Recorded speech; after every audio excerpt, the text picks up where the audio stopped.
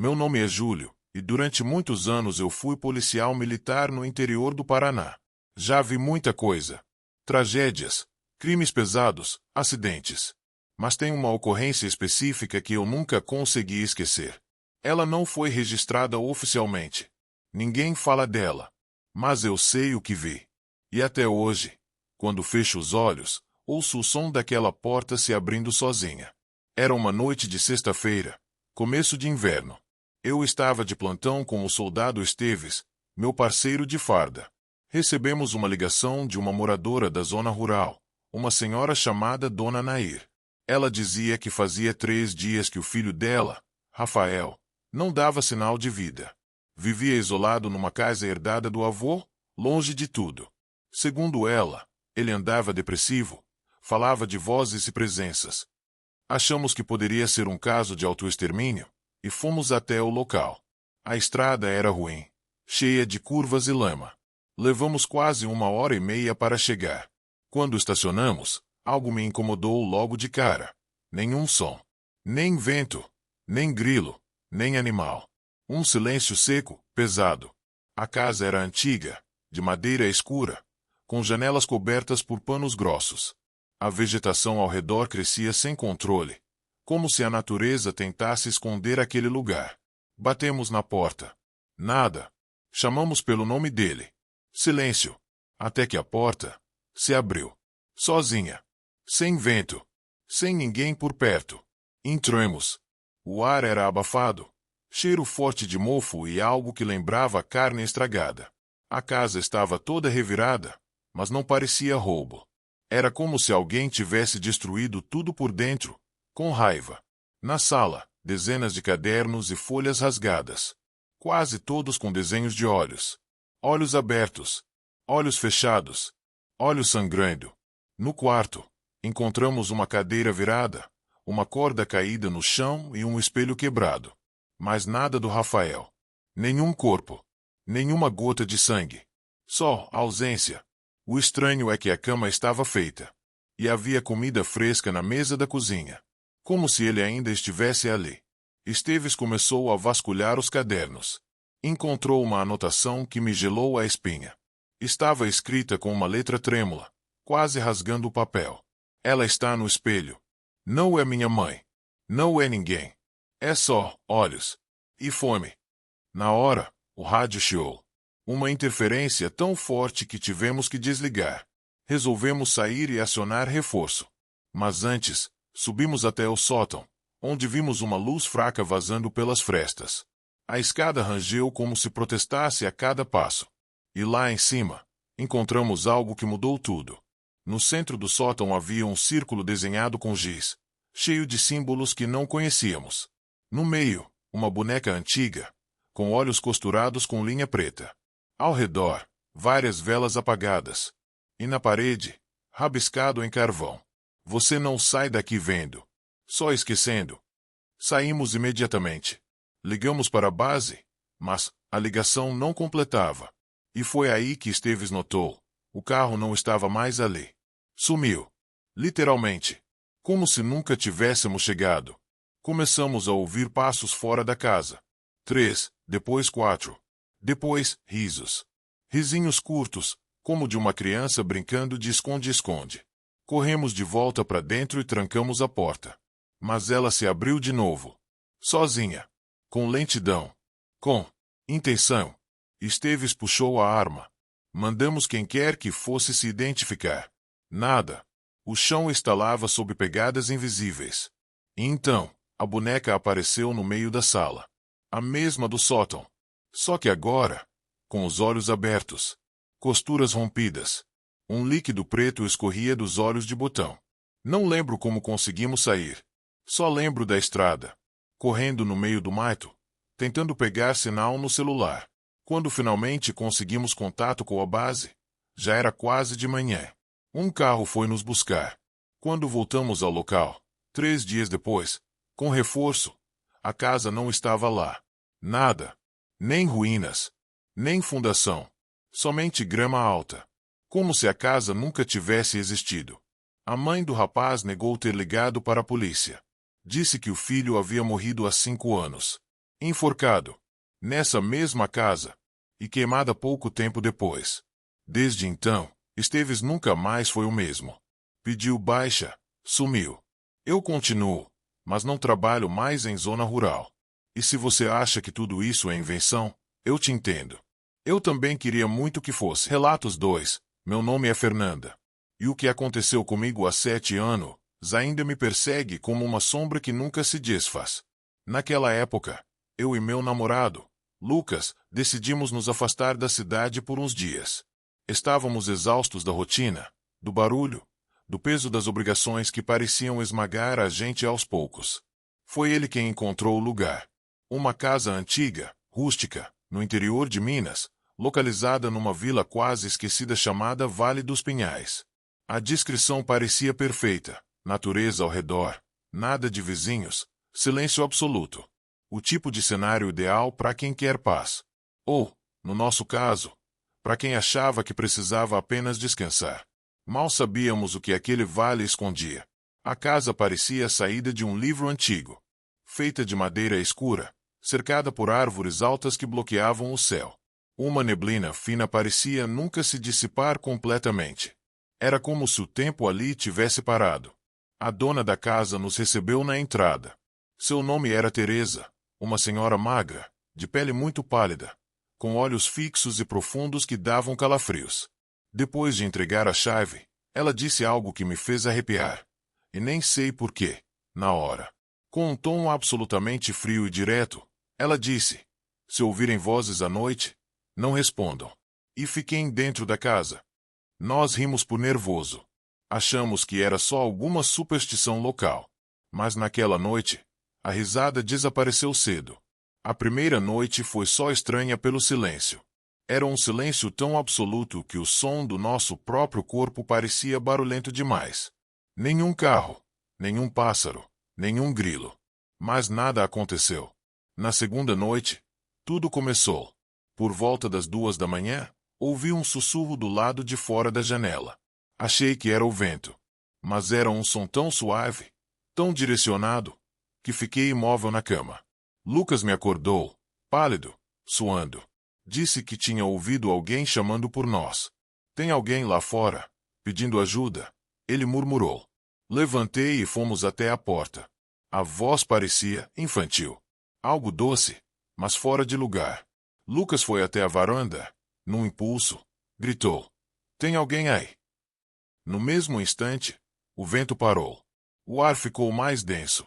E o sussurro, que antes vinha de fora, agora parecia dentro da casa. Na manhã seguinte, a porta estava entreaberta, mesmo que tivéssemos trancado com 2 voltas de chave. E no chão, pegadas. Pequenas, descalças. Como se uma criança tivesse entrado durante a noite. Procuramos na vila, mas não encontramos ninguém. Todas as casas pareciam vazias, como se os moradores tivessem saído às pressas e nunca voltado. De volta à casa, Lucas começou a ficar estranho. Não comia direito, passava horas olhando pela janela. À noite, falava durante o sono. Repetia o mesmo nome, várias vezes: Clara, Clara. Ela quer brincar. Ele dizia que via uma menina parada no meio da estrada, com o cabelo cobrindo o rosto. Ela disse que alguém precisa ficar no lugar dela. Ele falou num sussurro. E que já faz tempo demais. Aquilo mexeu comigo de um jeito que não sei explicar. Comecei a ouvir passos no andar de cima. Mas a casa não tinha andar de cima. Num dos dias, enquanto limpava a sala, encontrei um alçapão escondido sob um tapete velho. Lucas implorou para eu não abrir. Mas alguma coisa me puxava para aquilo. Abri. Desci com uma lanterna. O porão era pequeno, mas parecia vivo. As paredes estavam cobertas por retratos antigos, todos de crianças. Mas os rostos estavam riscados ou queimados. E no fundo do cômodo, uma parede de pedra marcada por mãos, marcas pequenas, como se alguém tivesse tentado rasgar a rocha com as unhas. Subi desesperada. Mas Lucas não estava mais lá. Ouvi passos no quarto. E lá estava ele, em pé, olhando para o espelho, mas seu reflexo não acompanhava seus movimentos. Ele repetia uma frase como uma oração. É a vez dela agora. É a vez dela. Tentei puxá-lo, mas ele me empurrou com uma força que não era dele. Corri. Saí da casa sem pensar, atravessando o vale na escuridão, guiada apenas pelo instinto e pelo pavor. Só parei quando vi faróis. Um caminhoneiro me encontrou descalça, tremendo, coberta de arranhões. Consegui balbuciar o nome da vila. Mas ele só me encarou, assustado. Vale dos Pinhais? Moça, esse lugar foi evacuado há mais de 20 anos. Depois que um incêndio atingiu a escola, algumas crianças nunca foram encontradas. 2 dias depois, voltei com a polícia. A casa não existia mais. No lugar, só uma clareira tomada por névoa e os restos de uma fundação coberta de mato. Como se tivesse sido abandonada há décadas. Nenhum sinal de Lucas. Nenhuma pegada. Nenhum vestígio. Desde então, de tempos em tempos, recebo ligações. Sempre de madrugada. Números desconhecidos. E quando atendo, ouço uma risada baixinha. Quase doce. Como a de uma criança. Como a dela. Relatos 3. Meu nome é Amanda. Tenho 34 anos e trabalho como arquiteta em uma empresa de reformas e restaurações. Isso significa que, de vez em quando, preciso visitar prédios antigos, geralmente abandonados, para fazer avaliações. Já entrei em cada lugar que parece saído de filme de terror, mas nenhum deles me marcou tanto quanto o prédio da Rua do Carmo, número 102. Mais especificamente, o apartamento 405. Recebemos um pedido de orçamento para reformar um prédio construído nos anos 40. O cliente não quis se identificar. Só mandou um e-mail e disse que precisava de urgência. Achei estranho, mas fui. Era um prédio de 5 andares, com a fachada toda escurecida pelo tempo. Nenhum outro morador. Nada. Parecia vazio, silencioso. A portaria tinha um vidro quebrado e uma recepção coberta de poeira. Mas o elevador funcionava. Isso foi o primeiro sinal de que algo estava estranho. Subi até o 4º andar. Quando as portas se abriram, senti um frio absurdo, como se o corredor fosse uma câmara frigorífica. E não era exagero, estava mais frio ali do que na rua. O silêncio também era incômodo. Nem o som dos meus passos ecoava direito. Segui até o 405. A porta estava entreaberta. Alguém por aqui? Perguntei, já meio desconfiada. Nada. Entrei com cuidado. O apartamento estava praticamente intacto, como se alguém tivesse saído dali na noite anterior. Roupas no armário, móveis empoeirados, comida vencida na geladeira. Mas o que me incomodou de verdade foi o quarto. No meio do chão, havia um círculo feito com sal grosso. E dentro, uma cadeira de balanço. Só isso. Nenhuma explicação. Um pedaço de papel no chão chamava a atenção. Estava dobrado, como uma carta. Abri. A letra era trêmula, como escrita por alguém desesperado. Se você entrou aqui, não fique. O 405 não é só um número. É uma repetição. Não quebre o círculo. Não olhe no espelho. E nunca, nunca sente na cadeira. O mais estranho, não havia espelho algum no quarto. Nem em lugar nenhum do apartamento. Fiquei uns 10 minutos analisando o ambiente, tirando fotos. Em certo momento, achei que ouvi um sussurro vindo do banheiro. Quando fui verificar, estava vazio.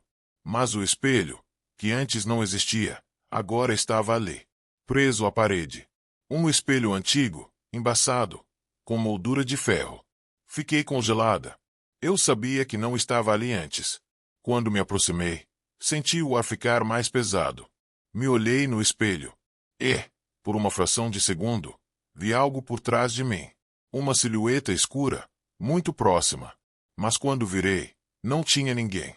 Saí correndo. Não queria mais saber de reforma nenhuma. No dia seguinte, tentei reportar ao chefe que o local não era seguro. Inventei risco estrutural, vazamento de gás, qualquer desculpa. Mas ele não me ouviu. Disse que outro técnico seria enviado. Esse técnico, o Diego, foi até lá no fim da tarde. Mandou mensagem pra gente no grupo da empresa às 17h10 dizendo cheguei no 405. O elevador funciona mesmo. Estranho demais. Depois disso, sumiu. Não voltou. O celular foi desligado. 2 dias depois, O prédio estava lacrado com fita da polícia. Fiquei sabendo que encontraram o corpo dele, dentro do espelho. Sim, dentro. A versão oficial dizia que foi um acidente não explicado. Mas colegas da perícia comentaram, extraoficialmente, que havia marcas de unhas por dentro do vidro, como se alguém tivesse tentado sair dali. Não voltei mais naquele prédio, mas às vezes eu sonho com a cadeira de balanço, com o círculo de sal e com aquele bilhete. A pior parte, na semana passada, quando entrei em casa, tinha um espelho novo no meu quarto. E eu moro no 405. Relatos 4. Meu nome é Rodrigo, e esse relato aconteceu quando eu tinha 22 anos. Na época, estava desempregado e tentando qualquer tipo de serviço. Foi assim que um conhecido da minha mãe comentou que uma chácara afastada da cidade estava procurando alguém para cuidar do lugar por uns dias. A proposta era simples: ficar uma semana numa casa de campo, cuidar de um cachorro, alimentar umas galinhas e fazer vigília à noite. O pagamento era bom demais para recusar. Mas tinha um detalhe que me incomodou logo de cara. A propriedade ficava na antiga estrada de Pedra Branca, uma via rural quase desativada, conhecida na região por acidentes bizarros e sumiços misteriosos. Mesmo assim, aceitei. Cheguei numa tarde cinzenta de sexta-feira. A estrada era mal conservada, cheia de curvas fechadas e neblina constante. A casa era grande, estilo colonial, cercada de árvores altas e densa vegetação. O dono, um homem calado de uns 60 anos chamado Sr. Érico, me mostrou tudo com pressa e só falou uma coisa com firmeza. Depois das 22 horas, não abra o portão. Nem que escute vozes. Nem que batam chamando por ajuda. Você entendeu? Achei exagero. Talvez alguma mania de gente isolada. Assenti. Ele me entregou as chaves e partiu, me deixando sozinho com um pastor alemão já idoso chamado Baco. O cachorro era tranquilo, dormia quase o tempo todo. À noite, fiquei de olho nas câmeras de segurança. Um sistema antigo, mas funcional. Vez ou outra, a imagem tremia, o que atribuía ao sinal fraco. Na segunda noite, às 23h40, ouvi batidas no portão. 3 batidas secas. Olhei nas câmeras, mas não vi nada. Nenhuma alma do lado de fora. O cachorro levantou e começou a rosnar, parado de frente para a porta. Insisti comigo mesmo que devia ter sido o vento. Mas o som se repetiu. 3 batidas. E uma voz. Moço, abre aqui, eu tô perdido. Mas a imagem da câmera continuava limpa. Nada, ninguém. Só o portão. Esperei até o som cessar, trancado no quarto com Baco. Ele não desgrudava da porta, como se soubesse que algo estava errado. Na quarta-feira, encontrei uma carta presa com um prego no portão. Era velha, o papel amarelado e com a caligrafia antiga.